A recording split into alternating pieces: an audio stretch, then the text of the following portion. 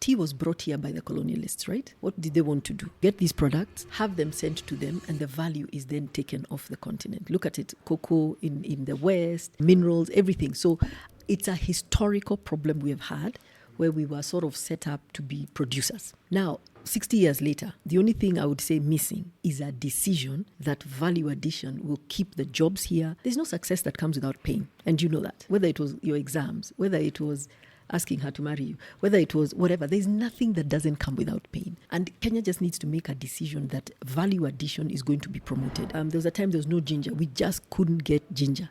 And ours is 100% natural. So coincidentally, my husband was going to China. He's an architect. I said, let me come. And then they started telling me, but there are chemicals. I was like, yeah, I know there are chemicals. I don't want chemicals. But then when one guy insisted on taking me to the factory, and when I saw and I looked at the pricing, I remember emailing back and I told them, guys, we are going to be so cheap, so reasonable. This is excellent.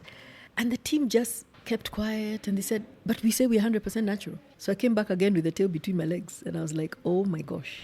You actually stop the brewing of a good cup of tea when you brew it with milk. Brew the tea and then you can add your milk and then continue. But brew the tea at least for 3 minutes before you add the milk, because it doesn't allow the tea to really infuse. First of all, as we put milk first and sort of a hint of water, no. Do the tea, let it do 3 minutes, and then you can add your milk because people like seeing it all frothing and whatever. And then now you serve it. You'll get a really good cup of Kenyan tea.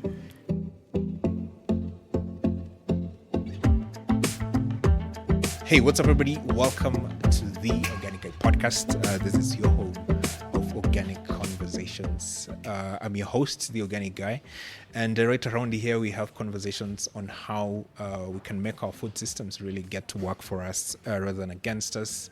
Today, I want us to have a conversation around tea. Right, it's I think the second most consumed beverage in the world, and I don't think we create enough time to have a conversation around it. But today, to have this conversation, I think I have the perfect guest to help us have this conversation, because she's been in this space for the last 30 years. So she knows something or two, and she has a lot of experience around this. She goes by the name of Flora. Welcome to the podcast. Thank you. Thank you very much for inviting me. It's a pleasure. You have a rich history around tea, so I was very much interested to have you so that we can have that conversation because, of course, your rich history and wisdom around it. We mentioned it's been 30 years since you started Melvins. I'm wondering, when you were starting, when you were creating a vision at that time, did you think it will pan to be what it is today? Actually, no. Interestingly enough, if I told you tea was not the first product we tried, yeah, I can see the surprise on your face. Everybody's like, really? So there's a little product that takes a certain corner in our lives and a big part in our hearts. Is salt. We started with salt because I'm a firm believer, if you want to do something, go the road less traveled. You don't have to do what everybody else is doing. So then I saw salt. There was no free-flowing salt, salt that would come out of the salt shaker. And that's what our first product was. So I put it in the market, but within 3 weeks, because I was new to business as well. Remember, I didn't do corporate. I went straight after college, tried to work, fired myself. So after 3 weeks, I realized this is not taking me anywhere, because my first order, which was 100 dozens, was so little. I got so much, the income was so little. I was like, oh my God, I need another product. So that's how I stumbled into tea. Again, by just looking for an opportunity. So what happened is when I went to try and get paid for my salt in a hotel, they told me they'll pay me in 90 days. Remember, I had no business acumen, even history. So I was like, why 90 days? So I decided I'll go to that hotel every day until they pay me. So all that I did is I got into good relationships with people there. And somebody just once told me, oh, my mother's packing tea. I said, tea, white tea. And, he explained the margins. I was like, oh, my goodness. I've been looking for a new product. So within a couple of days, I was in the coast. I understood the whole product. And voila, Melvins came out with tea. So it was more an opportunity. So when you ask about vision boarding and everything, no, there was no such a vision. It was, I just needed to, remember I fired myself. So I quickly just needed to have a product out in market. So in your early childhood, you didn't have an interaction with tea, or maybe you were raised in a tea plantation or something. But in the back of your mind, you're like, this is not something I might be interested in, but it's an interesting sector for me to get involved in? No, it was not anything as romantic as that. For me, what I did is I saw an opportunity and I decided to give it a shot. However, I did have tea all around me. My mom was one of those who would make me make a fresh cup of tea maybe 3 times in an evening. And if my aunties come and you can't put it in a thermos because it goes stale, and oh my goodness. So I saw tea in our home. We never really drank it. And then we had a tea farm, so we would go there on the holidays. So I saw how tea was grown. We saw the farm from the beginning, buying the farm, planting the tea.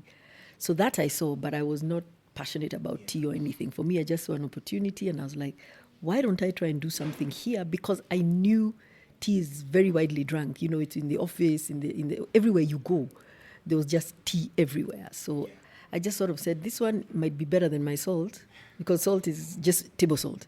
This one is drunk by everybody.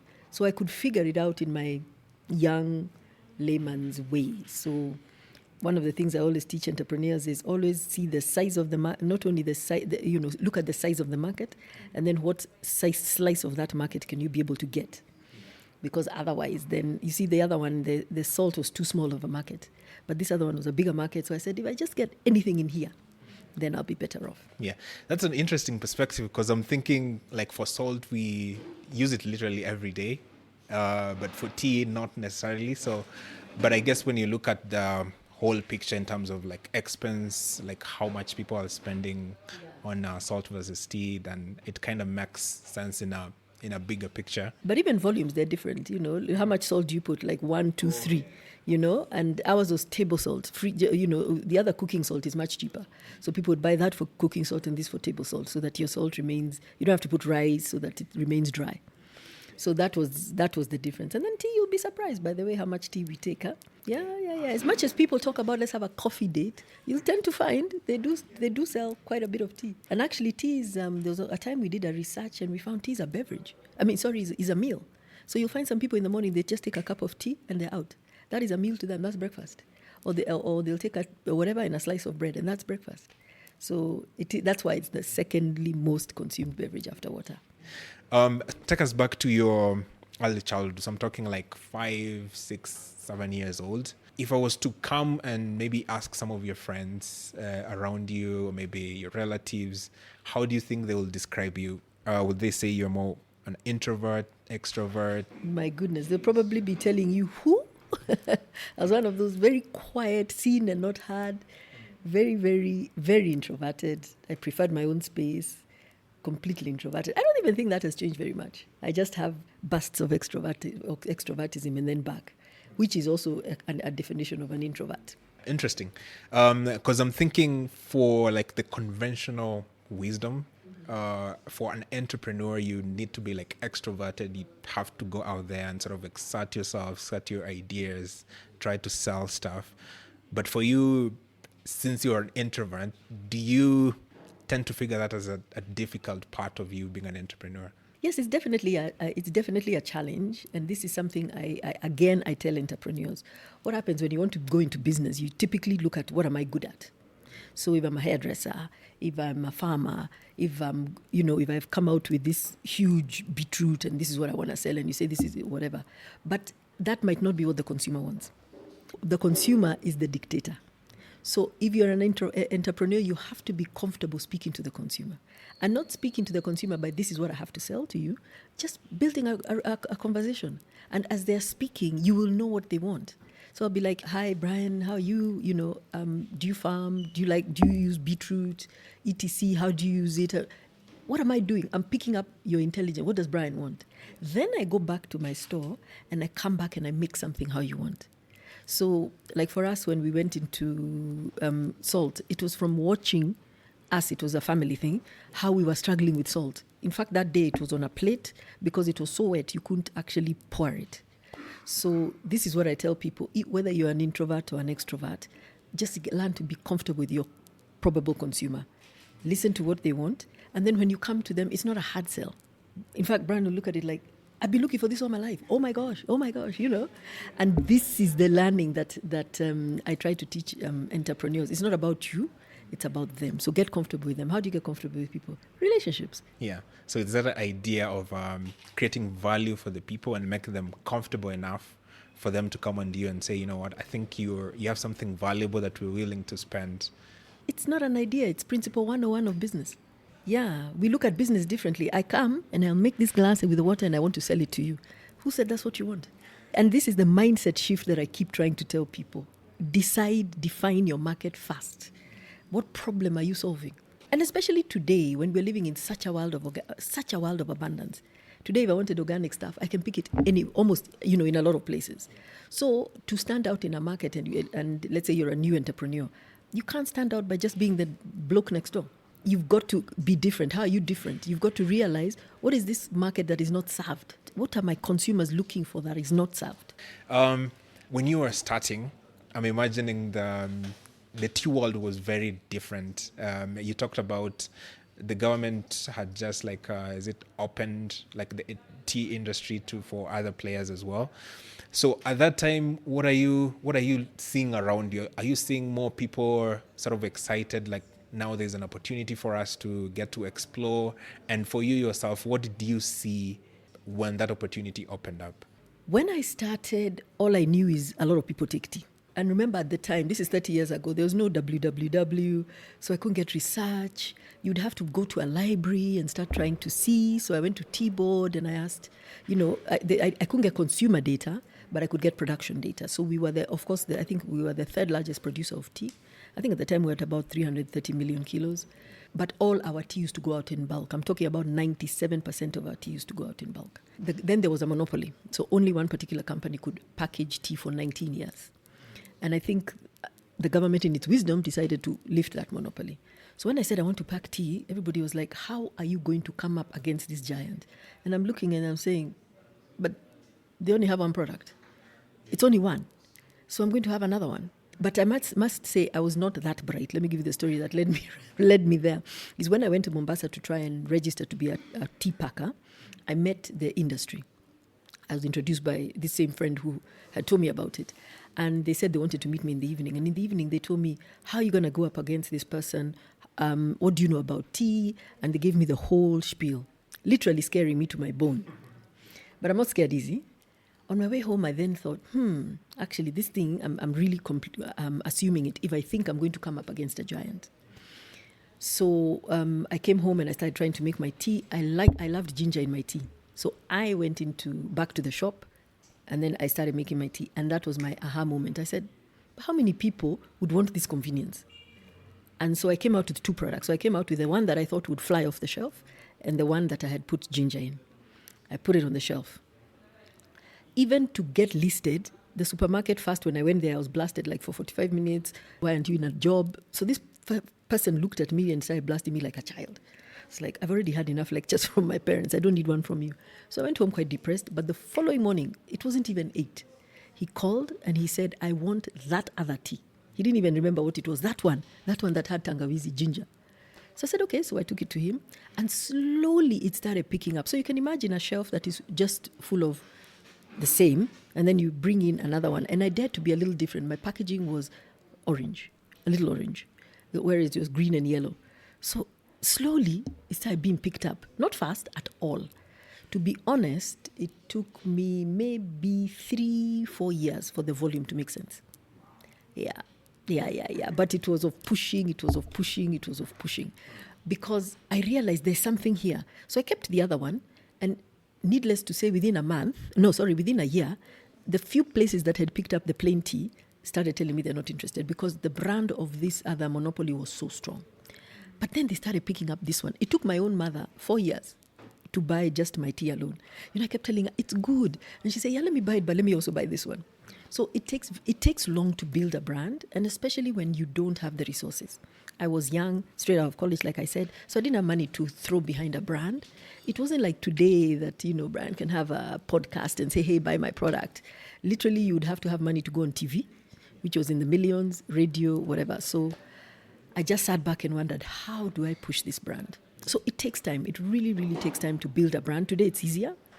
But I must say, the easiest way to cut through is niche down. Focus where your competitors are not focusing. Something small, and then laser focus, give it as much attention as you can, and then it explodes. Yeah, so it's taken us, by about 5-6 years, it had started to make sense.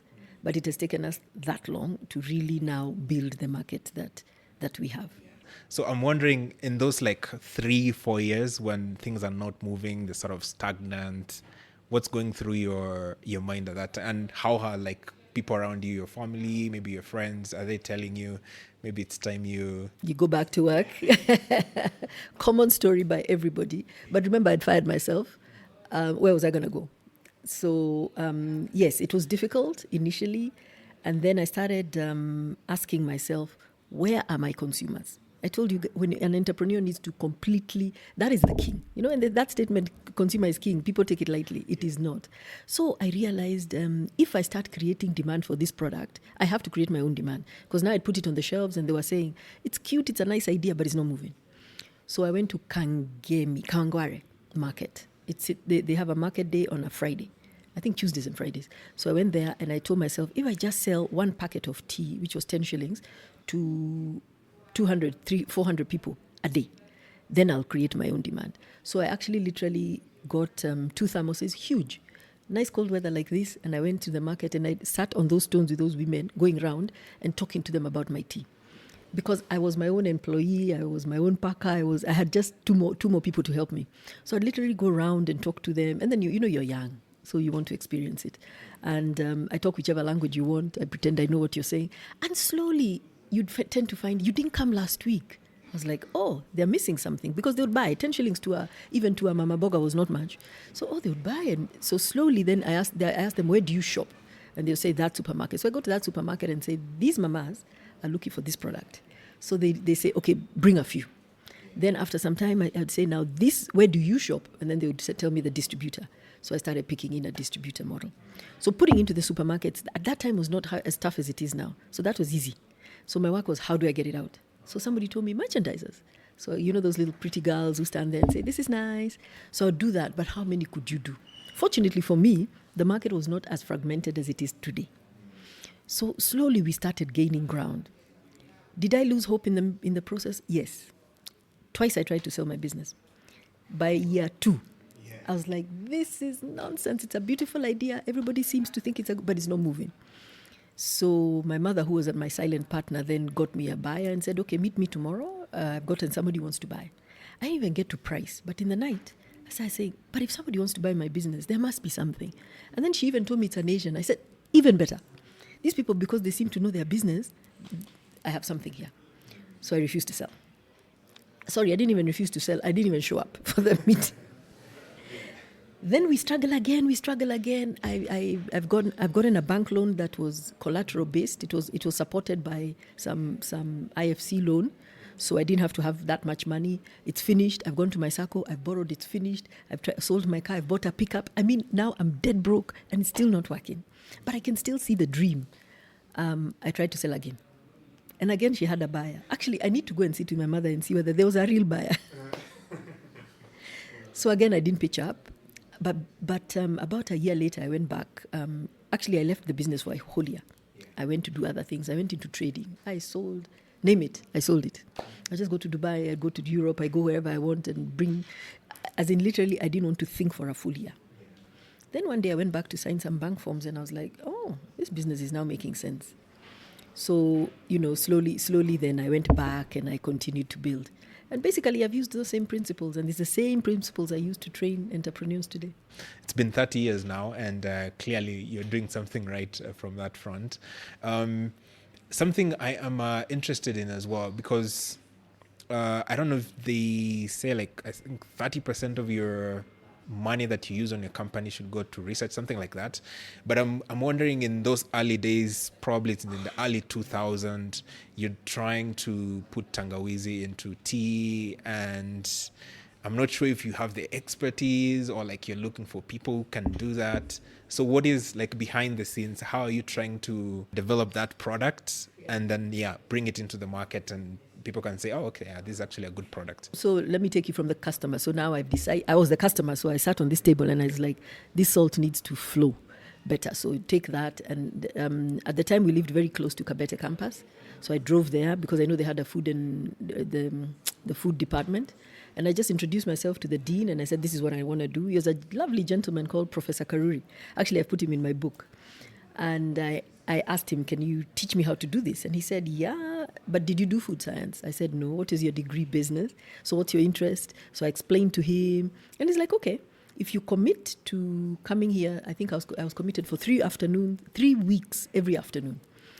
But remember, I had fired myself, so I was free. So I went there for 3 weeks. So as we're going to finish and we now have a product, he then tells me, where's your machinery? I say, which one do I need? So he sort of tells me, you need a ribbon mixer and 1, 2, 3, all made of stainless steel. So I say, okay, and I'm starting to find out where do I get this, and I found the industrial area, somebody can make it for me. So I went there, and the first thing they say is, can you give us the engineer drawings? I'm like, what? What is that? So again, I go back home, I'm scratching my head, and somebody tells me of an organization that helps SMEs with professionals. So I go and get somebody, they actually paid for an engineer, so the engineer drafted it, and I went back and I commissioned my machine. So your question about how do you develop a product, you develop with a customer in front and center. Immediately you have a draft, a sketch, something. Go back to the customer and check with them. Do you like it? Is it working? And then they'll tell you, no, the pouring is not great. I can't open the top. I don't like the colors. Go back. So they call it minimum viable MVP, minimum product. You iterate with the customer in mind quickly. And don't go and make fancy, beautiful, no, cheap, staple it, glue it, whatever. Because this will save you a lot of whatever. So in life, they say, when the student is ready, the teacher appears. For sure, this guy had no obligation. He charged me nothing, and he was just passionate about what he does, and he was just impressed that a young girl has walked in and wants to learn. So there's a lot of that today, but also there are a lot of entrepreneurial hubs, business hubs. Today, let me tell you, is nothing. I think if I wasn't as stubborn and as resilient as I was, I would have given up many, many, many times. Because what I see guys having today, I'm like, wow, you guys, this is so easy. Does that make you feel like we are producing softer entrepreneurs nowadays who, since they have so much access to incubators and money and just mentors, is it producing like softer entrepreneurs who, if something like bad happens, they are ready to quit? Well, I don't know. I wouldn't have the authority to say that. But remember, anything you get easy can go easy. So, and that is why for me, I love having conversations with entrepreneurs to tell them there is no shortcut to adversity. There's no shortcut to challenges. There is no shortcut to things will go wrong. They will always go terribly wrong. But you're an entrepreneur, you're a problem solver. So stop wearing, challenges as an attack on you. A challenge is a challenge. I've developed products that have failed flat, and I pick up and I move on. Tomorrow's a new day. And that's the mindset that we need to help our entrepreneurs develop. Because let's face it, Brian, there are I can't say no, but there are very few jobs turning out today. Let's not begin to mention what AI is going to do for entry-level jobs. So these guys are facing a way bigger challenge than we are facing. So really what we have to help them do is really build their grit, their resilience, their learning to be able to just problem solve, because that's what entrepreneurs do. Yes, absolutely. And I think having that mindset of, hey, I'm a problem solver, I think sort of helps you a lot. Because, if you have a challenge, you're like, oh, you don't ask like, why is this happening to me again? You're like, how can I solve it? But of course, there's some some tools you must have around you. Always have a mentor, somebody who has done it before. Fortunately for me, I had my mother who was a serial entrepreneur. My father was also a serial entrepreneur. So when things would go very bad, I would go and tell them, oh my goodness. And then they would sit down and laugh casually like this and say, do you imagine that is the worst thing that will happen to you? When somebody tells you that, you actually sit back and think, what? Wipe away the tears. And you go guns blazing. So it's something that, make sure and then learn. To lead is to learn. To be an entrepreneur is to learn. If there's one thing I do now, and I continuously do, is learn. For example, I'm the oldest in my organization, but I think I can take on anybody in AI. In fact, we compete, So to lead is to learn. You must always be learning, because in the learning is where you'll solve your problems better. Yeah, absolutely. And that's how you get to it the market as well. So I think for me, the first time I get to interact with your product, I think it's in the early 2010s. Oh, wow. How old are you? Yeah. I think my grandfather used also to grow tea, and then it was this time they used to go to town. So I come from Kisii, so they had to go to town for them to get the bonuses and stuff. So every single time he used to come home, he used to come with a packet of tangawizi tea. So that's and I know that's Melvins if it was 2010. So I mean, when I look back now, that's when I realized, okay, this was like a really, really great invention that we don't appreciate as much during that time, because I'm guessing there were not as many people doing that in the market. We brought flavored tea into Kenya. There was no flavored tea, there was just tea. But there was a habit of taking tea, and then in your home you'd add lemongrass and tea. People would add masala and tea, but we're the ones who combined it and brought it into a packaging. And that's why we've always insisted to remain true to who we are. At the time, we didn't know much about artificial flavoring or anything, and we've decided up to now to stay true to where we are. So we even meet people who say, I've tried so many, but we always come back to yours. And I say, yes, because ours is 100% natural. So we mill the ginger, mill the masala. If it's hibiscus, we're growing it, chamomile, everything. We try as much as possible to make it natural. So you mentioned about the export market. A lot of tea that we grow usually goes to the export. You mentioned during your time it was 97%. Now I think it's around 90%. For me, the irony of that is, like, if you walk into any home right now, they probably are drinking tea. But that's like 10% of the tea that is grown in Kenya. So why do you think that is the case? Is it because like Kenya doesn't have enough market for the entire tea to be consumed here? Definitely. Unless we pass a law that everybody will only drink tea, we cannot consume how much we grow. We are the third largest producer of tea globally. And Kenyan tea is extremely respected. It's a wonderful tea. But let's go back. How are we set up? Tea was brought here by the colonialists, right? What did they want to do? Get these products, have them sent to them, and the value is then taken off the continent. Look at it, cocoa in the West, cocoa in the West, minerals, everything. So it's a historical problem we have had where we were sort of set up to be producers. Now, 60 years later, the only thing I would say missing is a decision that value addition will keep the jobs here.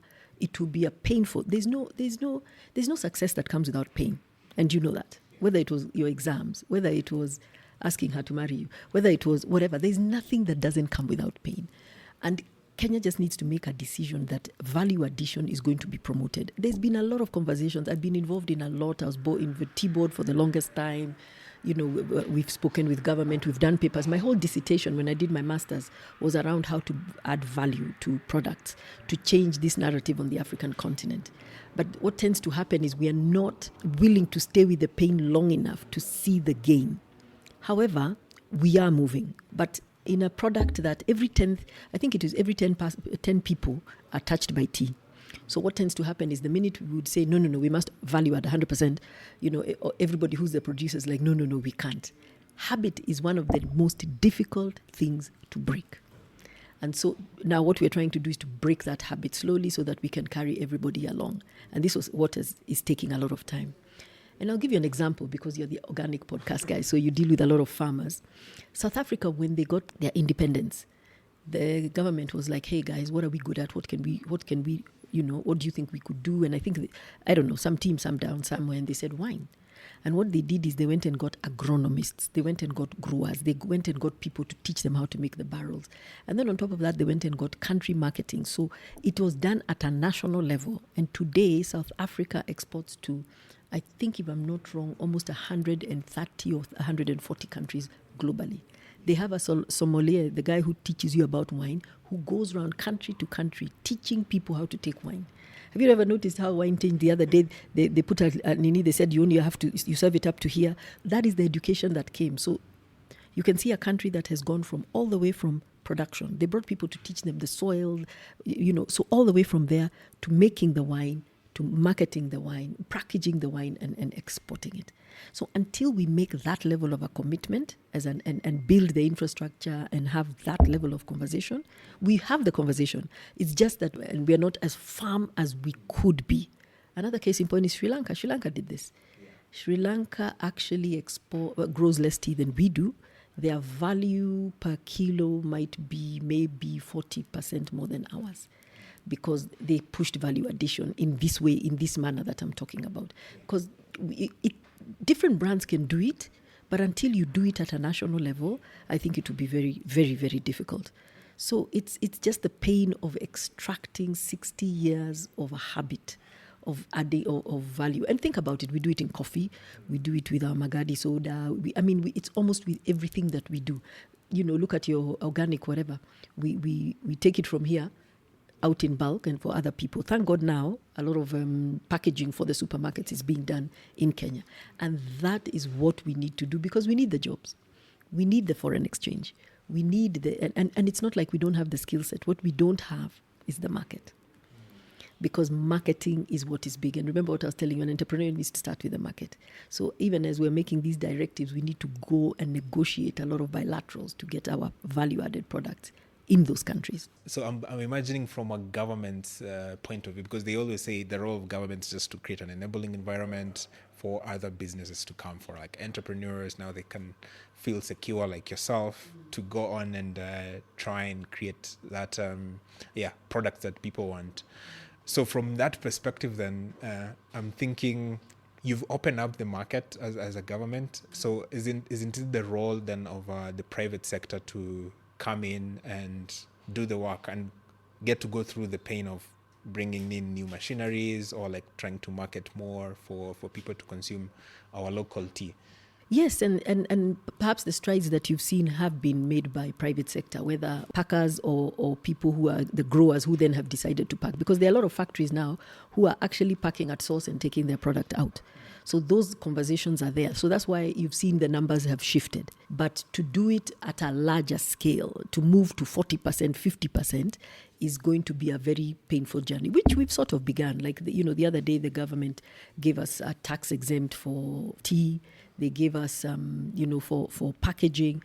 But sometimes it's the right policy executed in the wrong way, or in a way that doesn't really yet benefit us enough. So it's just a conversation that needs to be had a little bit more unified, but it's a conversation that has begun. Yeah, and I think that reminds me of, I think there's a time they were establishing machines like tea picking machines for farmers, and they faced a lot of pushback from the farmers themselves. They're like, yeah, this is our work, you're coming to take our work. That tends to happen when you don't carry people along. You see what happens, of course, machines have come out and, I'm getting X value for my crop.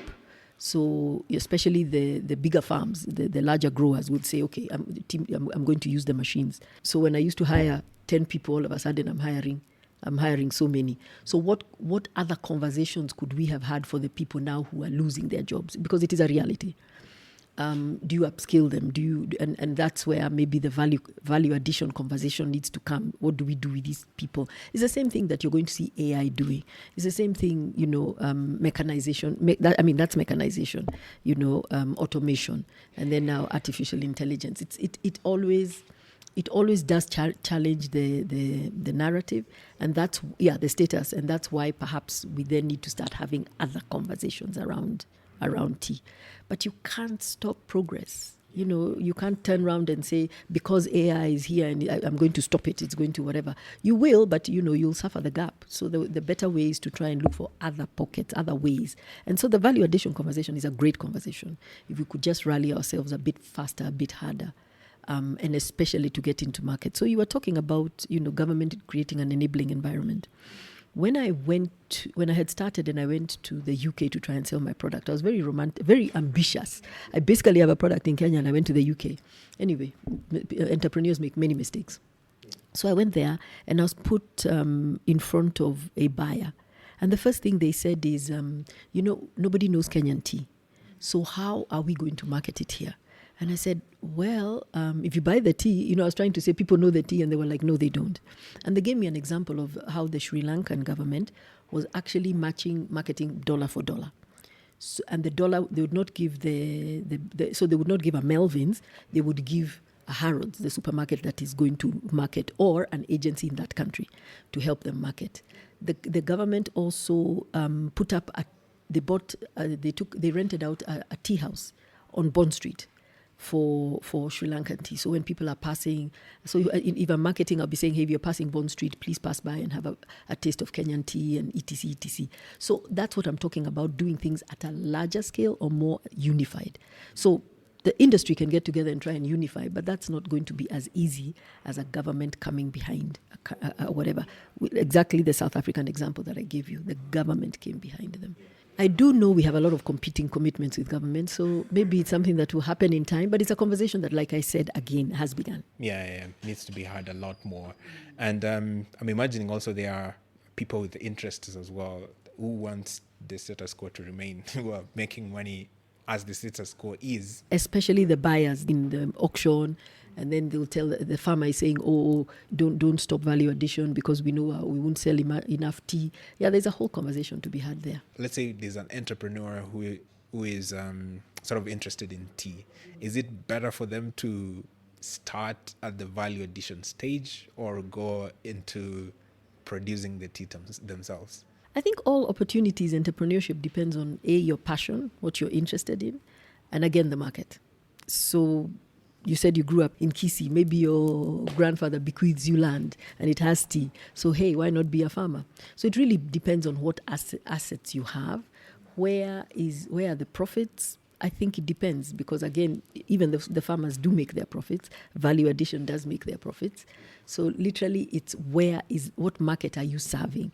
And when you look at that and see what you could earn, that is the decision. That is how I would make a decision on where to play my game. But value addition, especially if you could crack the outside market, is great because remember, we sell a kilo of tea here, maybe $2 something. By the time it's put into a tea bag, it's $10 something. I mean, yeah, so the multiplier is huge. It's really, really huge.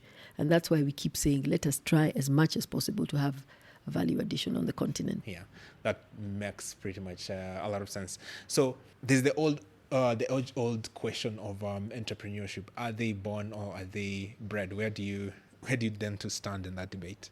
I don't know because the scientists haven't told us the DNA of an entrepreneur. So in that regard, I would want to say they are made. You know, what environment did you grow up in? What support have you seen? What is your level of ambition, level of, risk? And all these can be made. So the way people gravitate towards entrepreneurship is, there's usually something, some indication somewhere, a mentor you saw, somebody you saw. So I would say it's a skill you can build. And that's why sometimes I say you must learn, you must get a mentor, you must teach yourself, you must, because it's something you can definitely get better with time. Talking about entrepreneurship, I think you have, in your book, you were forwarded by Vusi Thembakwayo. How did you get to meet him in the first place? I was doing a talk somewhere and he was doing the keynote. And somehow, I think I was in leadership at the time. I think I was the leader of the Kenya Association of Manufacturers. Anyway, somehow I went to the holding room and we started talking. And then the same evening, I was invited to one of our previous ministers' homes and we had dinner together. And he's a really fun guy. By the way, he was singing and, so from there we kept in touch. And, entrepreneurs will always keep in touch. And then when he came into Kenya, we hosted him for a dinner sometime. And again, we sat together and I just asked him, no, we were to meet. So we met and then I just asked him, he walked into the room and I was just finishing my book.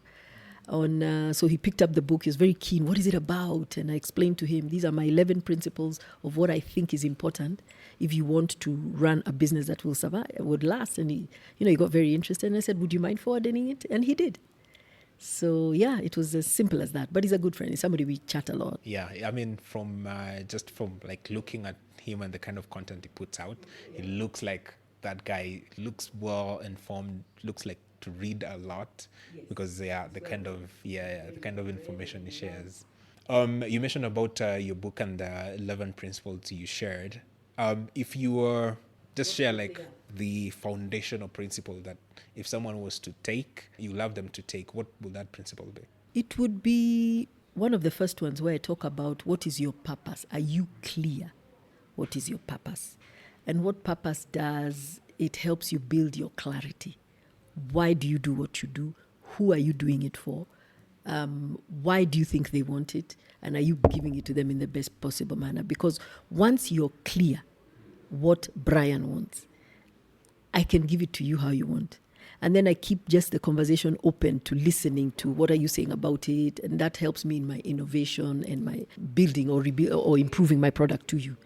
So clarity is one of the biggest challenges I would like to say I've seen. I coach and mentor a lot of entrepreneurs. Just lack of clarity. What are you? I started an accounting firm. Who do you do it for? Yeah, anybody who wants. You can't be a master to everybody. Double down on something. Be known for something. And then you can serve the rest. It doesn't mean. But that clarity to laser focus. I help people, I help people make sense of their numbers. That is a better statement to make. And then why? Because what entrepreneurs do is after a certain period of being an entrepreneur, you start losing focus, you start losing passion, you start saying, I'm not sure about the Organic Guy podcast anymore. I'm not sure. But really, why did you start it? You started it maybe to communicate about organics and having those kind of conversations. So is the problem the podcast, or is the problem the ground has shifted, but what you wanted to do is still your passion? If you can still hold your passion and we change it and say, now we're not going to do podcasts anymore, we're going to do live broadcasts, all of a sudden you reconnect to what you're doing. Because as an entrepreneur, if you don't connect to what you're doing, after some time it becomes, I'll hire people and then I'll start something else because you've met me and we've decided this is the new thing. Then you'll meet I'm telling you, majority of the people who I meet tell me they have 3 or 4 businesses. I ask them why. They say this one wasn't making enough money, but it was okay. It was paying bills, so I went into this one. And I want to argue that maybe your purpose never changed, but the medium and everything around you changed. So what if we refocused you back there? Then we can get you to scale. So that was one of the reasons to write the book, to really get you to really be clear what you do. The second most important thing I wrote about was building systems, because passion will start your business. But a system is what will keep the business going even when you're not there. So, for example, I can leave Melvins a couple of months. It will operate. It will operate, even maybe a year. It will operate because the systems are there. Everybody knows this triggers this, that, things are documented. It's not being held in my head. I tend to find a lot of entrepreneurs hold a lot in their head. And the most important thing is the logic. So once you create a system, make it as repeatable. Today you have automation, you have AI, you have processes and systems that you can document. That is the other thing that is important. The final thing I talk about is the leadership. We start businesses because we're passionate about what we do. But you need to realize, if you started it, you're the leader. I keep saying there's no better character development than entrepreneurship. None. You will not find. It develops your character. You have to learn how to communicate. You have to learn how to negotiate. You have to learn how to speak to your consumer. Don't panic when all hell breaks loose. You've got to learn to read a room, unread a room, back down, back up. There is no better character development. So leadership and learning how to lead and being a good leader will give you a better business. Because I tend to find entrepreneurs who tell me, so they're the ones who decided, but it's not working, but I don't know how to tell them. I'm like, really? It's your business. It's your vision. It's you who can see the train. And even if it's not your business, if that person is not doing it right, call them out. So leadership is something that I feel, we never taught a lot in school.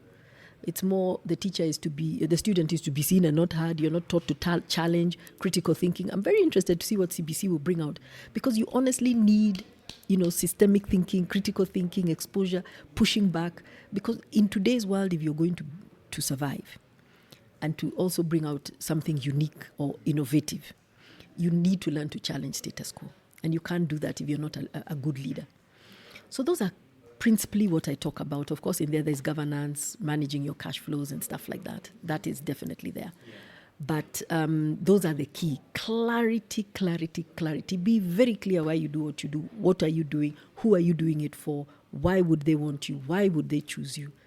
That level of clarity is completely important. And that's what I teach also now. I have a program called Scale Mastery. Because when I looked at our ecosystem, like you said, there are a lot of incubators. So if you want to start a business in Kenya or in Africa, you're pretty well catered for. But now the businesses that go and then now you reach a place and you've stagnated, you have burnout, you can't see the forest from the trees, but you're okay. You can pay your bills, your kids are going to school, you're buying the next car, you've got a membership of a golf club, but you want the next step. So it's called scale mastery. People want to scale, so I tell people, if you're really serious, come, we have those conversations. And you know what the conversations mainly are? Mindset shift. Just shifting your mindset, the way you look at things. Why do you think you're the only one who can do something? Other people can do it. What systems do you have in place? How do you build a team? How do you work through people? How do you build systems that make sense? Because we also have a habit of doing things, leaving them and saying they're not working. But you have enough indicators to show you they're not working if you cared enough to turn around and look at them. So it's those conversations. So we just have a conversation for 12 weeks. And for me, the joy is just to see people come out of there saying, oh my goodness, I didn't believe what I did. I try to, it's very transformational. I'm trying to make it very transformational. So from the minute you walk in to the minute you get out, there's been a transformation. You've grown your business. You have money in your pocket. Yeah, it's quite interesting you mentioned that it's easier for us now to start businesses, because I'm imagining during your time you didn't have access to what you are giving now, like a mentor who they can go to, talk to about the challenges and help guide them. I think that's something we have an advantage of having that when you guys started didn't have. I'm imagining, talking about the why, should they have it very clear in the beginning, or is it something that they can continue like crafting or just changing as time goes? It's not something that they have to have like right at the start. I think it's important to, you might not have the language, but it's important to know why are you doing what you're doing, because it also helps you do your thinking. So for example, if you say, I want to teach AI, why? Oh, because I've noticed people don't know it. Really? Go out and do your research. Who exactly are those people? And what would you teach? What do they need to know? And that would, so if you do, in fact, I call them 5 whys. You ask why, and then why 5 times. You really go beyond the surface, because we tend to ask why first time. You're really just you've just unearthed the symptom. You go deeper, you go deeper, you go deeper, you go deeper. Then you realize a lot of trends come into actually AI is now not a trend. A lot of knowledge comes to us, but we never really teach people. We help them learn it along the way. What tends to happen is then everybody interprets it in their own way, which is actually typically what's happening right now. So that is why I want to formalize AI training, so that people have good depth of knowledge, and then you can even define and say, I want to do it for entrepreneurs so that they can, iterate faster, innovate faster. Or I want to do it for schools because I'm a teacher and I've seen what it can do to help my students learn. So the why is one of the most important foundational pins that you must have. It really helps you gravitate. Because let me tell you, things will come. I mean, I remember, and I tell this story in the book, where there was a time there was no ginger. We just couldn't get ginger. And ours is 100% natural. So coincidentally, my husband was going to China. He's an architect. I said, let me come. And then they started telling me, but there are chemicals. I was like, yeah, I know there are chemicals. I don't want chemicals. But then when one guy insisted on taking me to the factory, and when I saw and I looked at the pricing, I remember emailing back and I told them, guys, we are going to be so cheap, so reasonable. This is excellent. And the team just kept quiet, and they said, but we say we're 100% natural. So I came back again with the tail between my legs, and I was like, oh my gosh. So if you don't have that true north, what happens is you start oscillating and all whatever. So authenticity, brand trust, then starts. Imagine you're calling yourself the organic guy, then you start talking about I don't know what. Then all of a sudden, who is he? Who do you become? Now, it doesn't mean you can't pivot, because for us, we started with the salt, we went into teas, now we're doing complementary products, but we've tried to keep an ethos of us. It's flavor and it's fun. And we try as much as possible to keep it natural. Yeah, and I think that's important, because even for me, I think it has helped me a lot having that, what I call true north as well. Like, hey, I'm going to talk about organics. And it has helped me because I've had different offers of some of the things that don't necessarily align with what I talk about or what I try to advocate for. So that has helped me sort of not stray away from some of the noise. And especially lose your direction with a trend. Because some of those things, if you look back, they were trends, and some of them have already gone. So it could have made you lose your footing. So that's why I say begin with your why. The second reason you want to begin with your why is your customer today cares more that you care than cares more for what you do. So if you came and gave me your and I tell my entrepreneurs this, if you come and give me your backstory, why the organic guy? What touched you?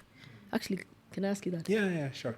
I mean, I was raised in a like an agricultural sort of setting. Mm-hmm. So I think that to a large extent, my grandma sort of ingrained that thought of keeping organic. it natural. And keep away from all this. Yeah. Right. So you see, actually, that to me would be a great marketing story. The organic guy for somebody who was brought up in the natural and insists that it's important to keep it organic, keep it natural. And then you can start having organic conversations, you can actually take that in any direction, but your foundation story keeps you grounded. So those are things that I try and tell people, bring them out. Today's consumer, pick up Gen Z today. They're walking out of jobs because they're saying, I can't see the impact. So they now want to know what is your story? Where do you come from? What impact are you creating? And so for us who are running businesses, you have to connect to your consumer because they are the largest consumer, not only in Kenya, but on the African continent. So that is why your why is so important, because people care more about that. What is the role of hard work then? Because I think we have one camp of, hey, you have to work as hard as possible, no time for sleep or nothing for anything else other than just working. And there's another school of thought, hey, you just don't have to work that hard, maybe just work smart and everything will be okay. For you as an entrepreneur, what do you advocate for? I think it's a little bit of both. So maybe I would lean to the work smart. There's no shortcut to hard work, none. If you want to start a business, it's important to know who you're doing it for, why you're doing it, etc. You could stumble into a business. Your grandfather can give you a business and say, hey, I'm turning around so much, come and take over the business. But after some time, if you don't connect heart and soul with that business, you will tend to find it will just be mundane. And what are we trying to do? We are trying to build generational businesses. So there's no secret for hard work. Now, hard doesn't necessarily mean toiling. And that's where smart comes in. If I could use AI to simplify and get more hours in my day, the question would be, if I get more hours in my day, are you giving me more hours to sleep? Or are you giving me more hours to create something new? Typically our generation, because now we know we toil, we would probably save those hours. In fact, that's what I've started to tell people. Finish your work and go and play golf if you want. But I know by the time they go there, I'll be creating something else for them to do. But perhaps the Gen Zs want to continue enjoying life. So for them, and I was there, when I started my business, there are days I just didn't pitch up. That's a reality of being young. But the working smart for me is great and it's important. Why? Because then you use the extra time now to focus on your consumer, on improving the product, etc. So it's not working smart for working smart's sake. It's working smart to improve, and then go out and do other things. Yeah, I think if we even go back to history, the Industrial Revolution brought in mechanization. Before they used to go and do 8 hours, come home, wash clothes, sleep. When we brought in machines, it became 8 to 5, then it became 9 to 4, it became Friday off. There's nothing wrong with taking a little bit of a rest and also picking up other habits. So smart is good, but not at work smart to go and be lazy. Yeah. Work smart for you to create time to do other impactful things that you think will make your business better or yourself better. Let me tell you even a very interesting story. About 2 weeks ago, I go to Nairobi Chapel and they said, come with your teens and we're going to talk all matters AI. So I went there ready with my phone. I was thinking they're going to teach me this tool that I didn't know. They just taught us AI is here. It's here to stay. And we want you to use it for good. And they started giving us examples. What if you could recreate a Bible story? Not recreate it, but take this Bible story, put it in AI, and tell it to others, and win souls for Christ. I was completely taken aback. I was like, if churches are even thinking like this, why are entrepreneurs resisting this thing so much? Somebody the other day told me, I'm a thinker. I don't use those tools. I'm like, really? Use the tool to think faster. Working smarter is better. Notice you use the word working. You didn't say, we were not saying sleeping, so let them work smarter. Yeah, absolutely. And I think that's the best approach because nobody anyway is going to work for you anyway if you don't put in the work yourself. And there's a myth there I want to bust. Entrepreneurship is easy. It is not easy. I told you, character development 101. It will try you, it will test you. So just be ready for it, but equip yourself. Learn, read, mentor, etc. I think there's a saying that usually say, if it was easy, then everybody would do it. Yeah, but I feel sorry for these guys. The jobs are just not there. So it's a skill they might have to teach themselves. And some of them were brilliant in school learning. So use that learning now to teach yourself, what can you give the world?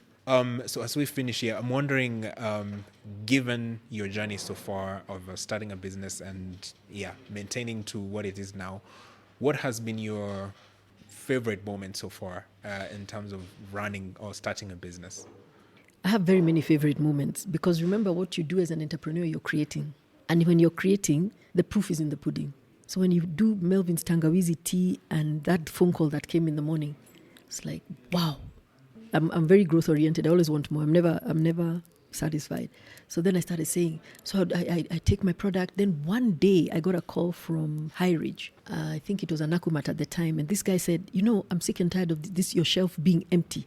Can you just increase your load? And so I said, just tell me who's buying. And he told me there's this particular person who comes and takes so many. And I said, can you identify that person? But then I went around the office saying, if Asians are now buying my masala and my ginger tea, they're very good at making it themselves with their chai. That I was like, guys, we're doing something correct.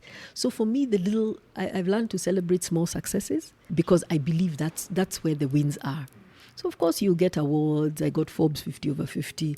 It's a good pat on your back. But for me, the growth moments, when you do something and people pitch up, people come and they say, this has been my product since your grandfather taking to those are small little, those are great moments in my life because you're always creating and you're creating wondering, will it work? So the message I would tell entrepreneurs is celebrate the small wins. Yeah, for sure. And I think I usually tend to compare it with artists, every single time when an artist releases a new song, it's the same for an entrepreneur when they come up with a new product or a new service that they are giving to customers. So that gives them a little bit of a high, I guess, and a proud moment of, hey, I've put something into the market as well. Yeah, and I think the perfect example of that is sort of Elon Musk with, he has so many products that for some reason they always tend to connect to a single purpose of trying to create life outside the planet. Yeah, that one. I like Richard Branson. Those are people that I really look up to. James Mwangi, even here in Kenya, what he did, how he's transformed business and banking. Those are real trailblazers that make you really think, wow. If there's a young girl that is watching you right now and, they have this dream of being an entrepreneur or starting a business, what is that one advice you can give to them? It wouldn't be one, maybe perhaps three. Number one, niche down. So solve a problem. And it doesn't have to be a big problem. It just has to be a problem that many people require. So there's no point solving a problem for 10 people. The second one would be, so that would then force you to innovate. So you must think differently. And different doesn't necessarily mean go out and come out with a new product. It could be just a new product in a different way. The other thing then would be, your customer is king. You must interview, iterate with your customer in mind all the time. And the other one is learn to do it scared. Fear is on the other side of good. Fear is on the other side of success. So learn to do it scared. Start small. Don't boil the ocean. Start small. There's nothing wrong with small beginnings. If I tell you, I keep making my team laugh, my turnover in a month, or let's even say my turnover in a year, I'm perhaps turning that over now in a couple of hours, 30 years ago. So don't fear to start small and then always continue learning and have a mentor, somebody who has done it before, because they will walk you through the steps and tell you where. And then, of course, you can get my books. It's a playbook. It's not a storybook, by the way.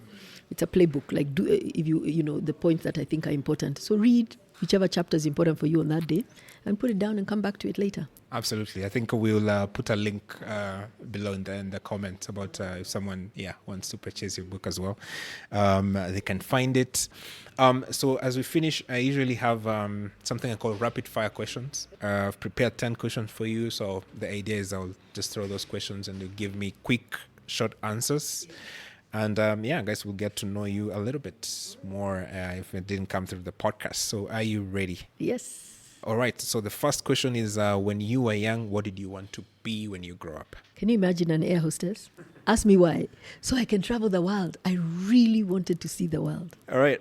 Second, what is one myth about tea you wish Kenyan will stop believing?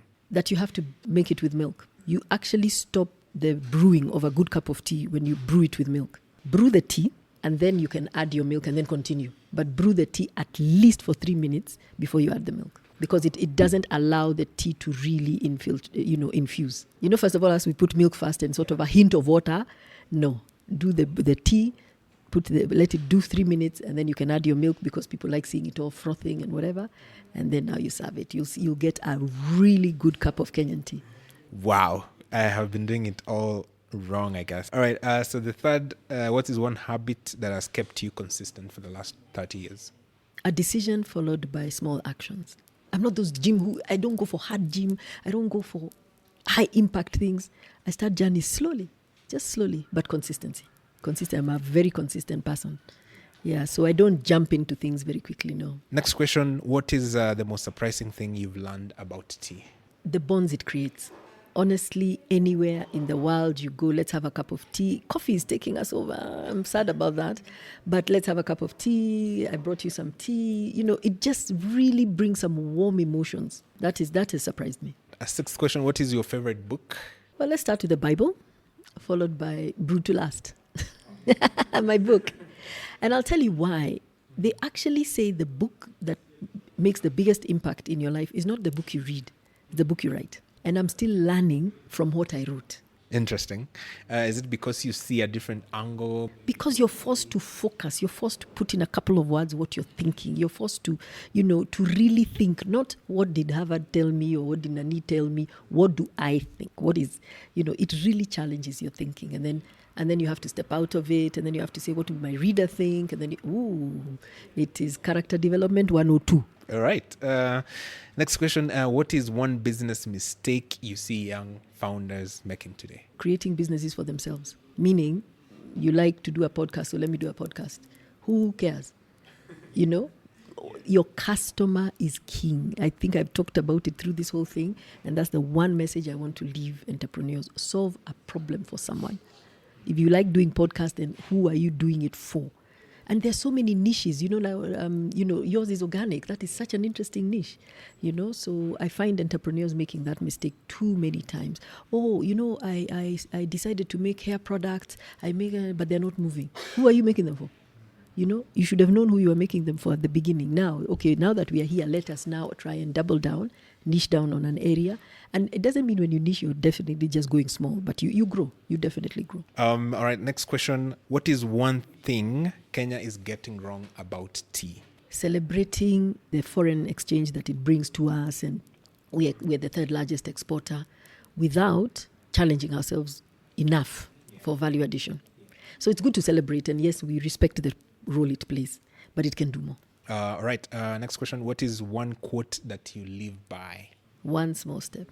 Even if I want to start a diet, I say just start us. One small step. Last question. If you could advise your 18-year-old self, what would you advise her? Mbele iko sawa. Take a risk. Make it big. Be bold. Mbele iko sawa. Honestly, there are so many nets to catch you. So many. When you make a mistake, it's not the end of the world. I'll just come. Brian will tell me, that's all that's worrying you. By the time I've walked out, so be bold. Nike says it well, just do it. Mine is, mbele iko sawa, do. I think that's a great mindset to have, especially nowadays. I think there are more opportunities, as you said. Literally, the internet has given us an opportunity to get in touch with people who have similar interests with us. Something that you guys didn't have when you're studying. You just have to know a friend of a friend. And then add AI to that, which helps you think. So really, what excuse do we have these days? And that's why it's the being bold. Because you see, the thing is, when you haven't sort of wrestled with it, you might then take it for granted. But sometimes just what you have there is what you need to go out and just start wrestling. Thank you very much for making time for the podcast and being really open about sharing your journey and sharing the wisdom that you've gathered, starting the business, being an entrepreneur yourself. So I'm sure a lot of guys will appreciate the wisdom you've shared. If someone wants to follow your work or just want to get in touch, how can they do that? I think the easiest would be floramutahi.com. I have details of the book there. I have the class. And for those very focused entrepreneurs who want to scale their businesses, the ones who are serious, get in touch and we'll help you. Within 12 weeks, you'll walk out a different person. So floramutahi.com/apply. You'll find it. I think that's the easiest way to get me. Absolutely. Thank you very much. Till the next podcast, remember to be organic. Cheers.